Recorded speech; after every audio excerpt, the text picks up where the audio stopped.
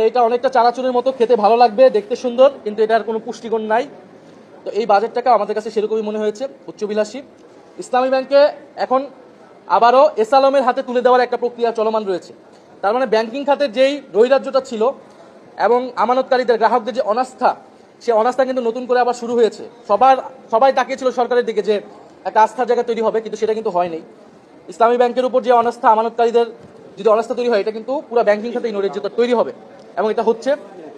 এবং খেলাপি ঋণদের বিরুদ্ধেও এই সরকার কি ব্যবস্থা নেবে, এটা আমরা প্রথম অধিবেশনে এই প্রশ্নগুলো, এই পয়েন্টগুলো তুলেছিলাম, সেগুলোও অর্থমন্ত্রীর পুরো বক্তব্য আসলে আমরা পাইনি।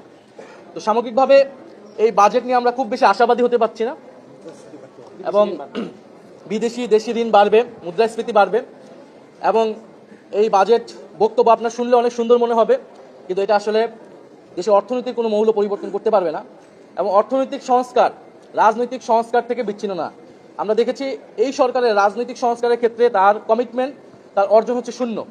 তার মানে আপনি যদি দুদক সংস্কার না করেন, আপনি বিচার বিভাগ সংস্কার করতেছেন না, ফলে এই বড় বাজেটের মধ্যে বড় দুর্নীতির যে সুযোগ তৈরি করা হবে, সেটাকে আপনি কিভাবে জবাবদিহিতার আওতায় আনবেন, স্বচ্ছতা সুশাসন কিভাবে নিশ্চিত করবেন রাজনৈতিক সংস্কার ছাড়া। ফলে এই রাজনৈতিক সংস্কার কিন্তু, অর্থাৎ জুলাই সনদ যখন বাস্তবায়ন করেনি সরকার এখন পর্যন্ত, ফলে এই বাজেটের ভিতর দিয়ে যে দুর্নীতি করার অবাধ পথ তৈরি হবে, সেটাকে কিভাবে সরকার জবাবদিহিতার মধ্যে আনবে, এটা আমাদের কাছে নিশ্চিত না আমরা। ফলে এটা অনেকটা চানাচুরের মতো খেতে ভালো লাগবে, দেখতে সুন্দর, কিন্তু এটার কোনো পুষ্টিগুণ নাই। তো এই বাজেটটাকে আমাদের কাছে সেরকমই মনে হয়েছে, উচ্চবিলাসী, বাস্তবতা বিবর্জিত এবং এটা একটা ঋণগ্রস্ত দেশের মানুষের উপর ঋণের চাপটা আরো বাড়াবে।